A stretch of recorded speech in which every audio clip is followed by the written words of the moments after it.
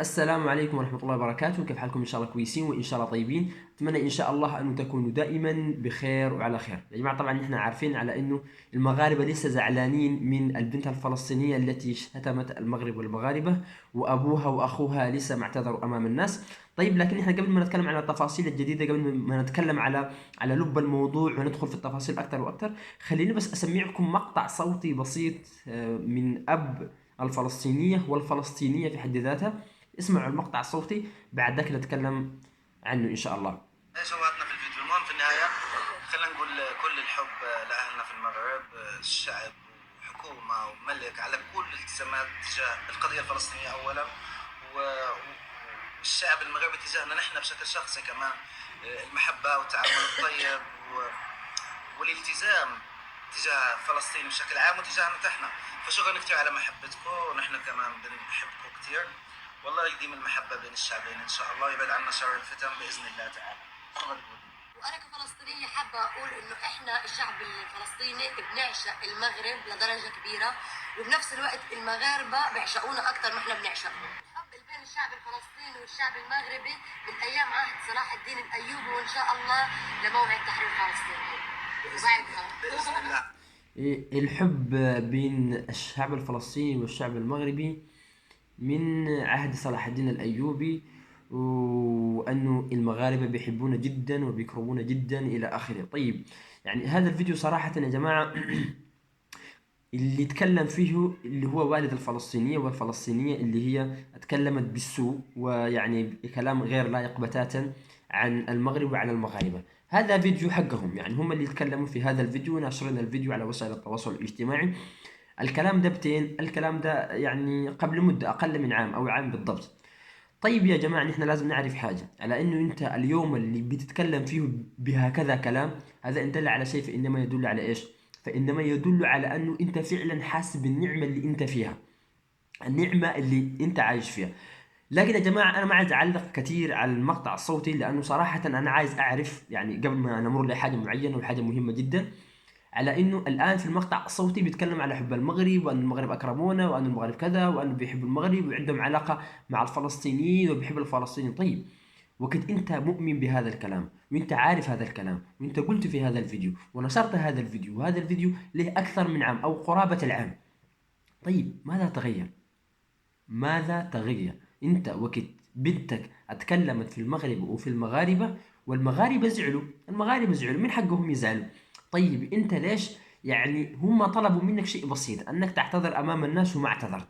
طيب انا عايز افهم شنو اللي تغير من الوقت ذاك لحد الان. انت اخر فيديو، وانا حاستمر اتكلم عنكم لحد ما تمسحوا اخر فيديو، لانه صراحة اخر فيديو في القناة هو من اسوأ الفيديوهات عندكم، واخر فيديو اسوأ من الكلام اللي قالته بنتك. الفيديو الاخير يا جماعه فيه اني انا جبت بنتي لاخوتها المغاربه عشان تعيش بالامان، لقيتهم اصعب عليها من الاحتلال، الكلام بلسانه. الفيديو الأخير فيه أنه عندنا رسائل كثيرة جدا وسننشرها في يوم من الأيام، هذا تهديد. هذه الحاجة الثانية.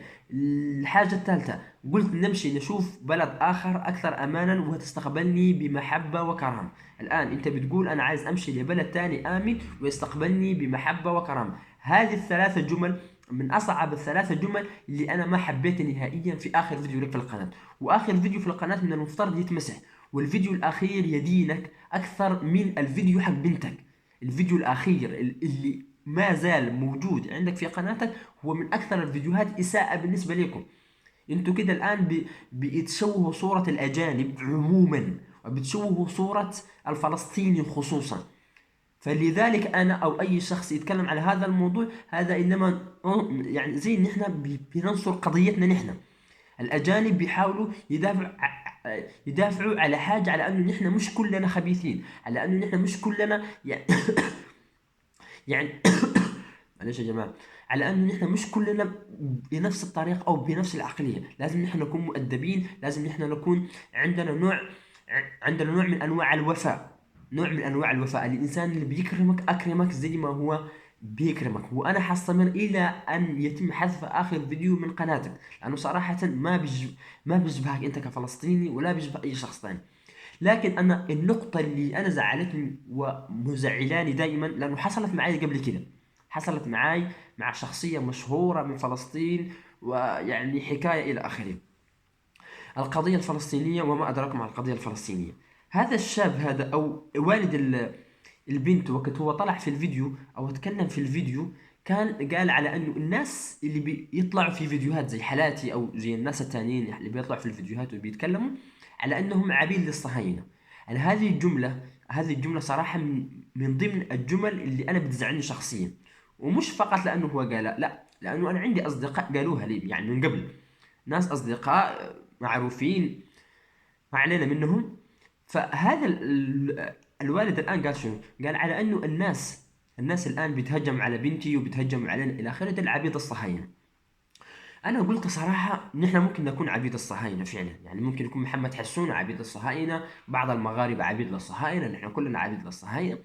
لكن نشوف مين هو هذا الشخص، مين هذا الوالد، مين والد يعني هذه البنت. عشان قلت اول مره صراحه يعني امشي وادخل قناتهم واشوف ما نوعيه المحتوى الذي يعني اللي بيقدموه عشان يجوا ويتهموا الناس اللي بيتكلموا ضدهم على انهم عبيد للصهاينه مباشره. قلت انا ممكن يكون بيتكلم عن القضيه الفلسطينيه، بيتكلم عن الاحداث في فلسطين، بيتكلم عن كذا عن كذا.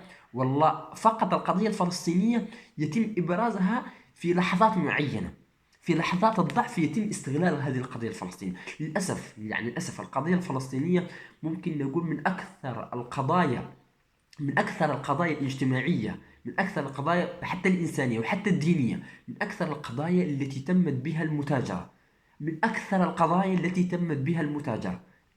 يعني يعني للأسف تلقى الإنسان جالس كده، بس لحظة اللي يزعل يقول لك القضية الفلسطينية وأنا فلسطيني. يعني الفلسطينيين يعني في الأصل على عيننا وعلى راسنا، شئنا أم أبينا، على على عيننا وعلى راسنا. وأنا عندي أصدقاء فلسطينيين أحبهم وأعزهم جدا، وما زلت ألتقي بهم وأتكلم معهم وأتواصل معهم على العين والرأس. لكن كونك تستغل في لحظة ضعفك، في لحظة الضعف أنك تقول أنتوا أنتوا عبيد للصهاينة. دخلت القناة، يعني صراحة أنا ما عارف أديكم بعض العناوين والله حقيقية، عناوين زي ما هي. القضية فيها خيانة، القضية فيها خيانة، مشى فيها فادي، القضية فيها خيانة. عاملين فيديو عن مقلب عن الخيانة الزوجية، عامل فيديو مقلب خطير في بابا طردت زوجته من البيت. يعني ما العلاقة بهذه الفيديوهات ب... بالقضية الفلسطينية أو مناصرتك للقضية الفلسطينية، أو أنك تنشر الأحداث اللي بتعذب الفلسطينيين الآن في غزة أو في أي مناطق في فلسطين.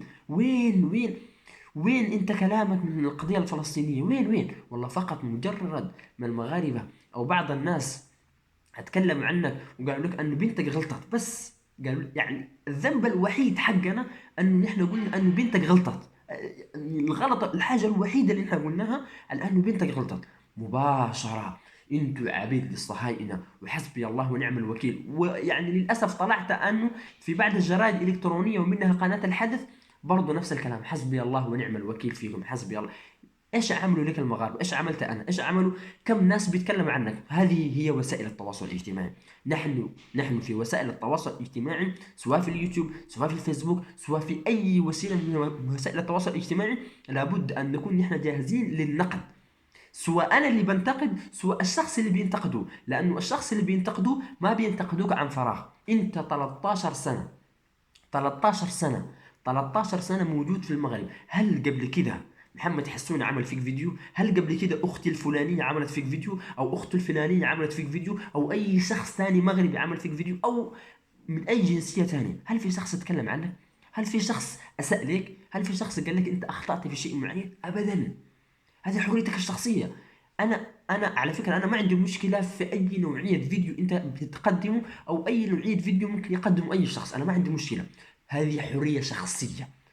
أنا مع حرية التعبير، يعني أي كان نوعها، أي كان أسلوبها، أي كان محتواها، حرية التعبير. يعني عبر كما بغيتي، زي ما بقول إخواننا المغاربة، يعني عبر زي ما أنت عايز، هذه حريتك الشخصية. لكن عدم الاتهام في حالة ضعفك. انت اللحظة اللي بتحس فيها بالضعف، والله انتوا حبيب الصهاينة عشان كده انتوا بتعملوا لنا كده، والاسرائيليين او الصهاينة عايزين يضربوا او عايزين يزعلوا الفلسطينيين، الناس اللي عندهم دور.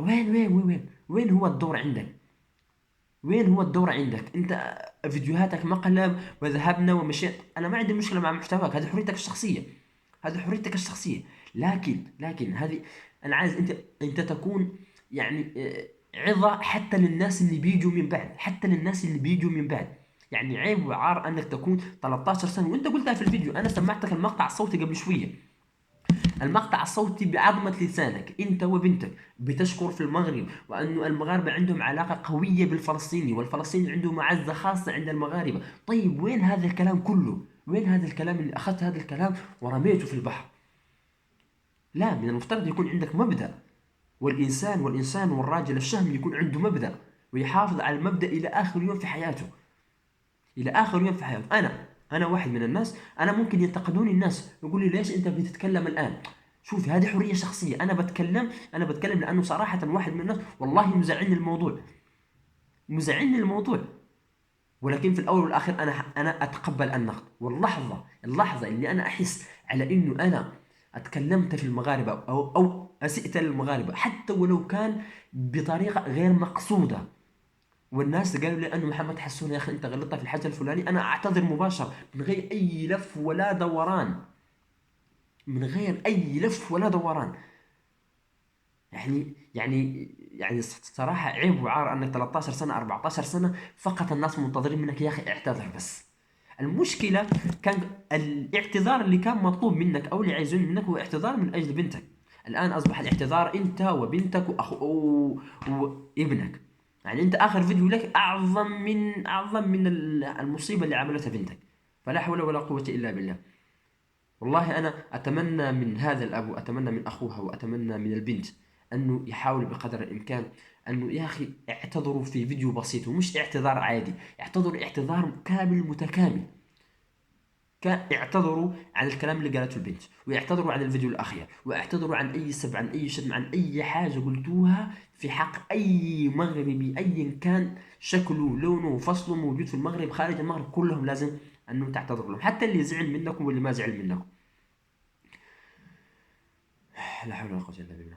والله يا جماعة دي كان حلقة اليوم. نتمنى إن شاء الله أنه هذا الموضوع يتحل في أقرب وقت ممكن. نتمنى أنه طبعا هو طلع في الفيديو الأخير قال أنه بنته حتسافر بعد أسبوع. نتمنى أن الأمور تتهدى يعني، وأن الأمور تتحسن أكثر وأكثر، ونسأل الله سبحانه وتعالى أنه هم ما يشوفوا شر ولا المغاربة يشوفوا شر. نتمنى أنه الجميع يعيش في أمن وأمان.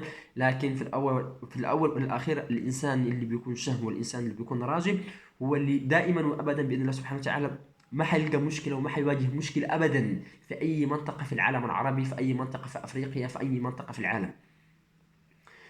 وبس دي كان حلقة اليوم، نلتقي إن شاء الله في الحلقة القادمة. كان معكم محمد حسون، والسلام عليكم ورحمة الله وبركاته.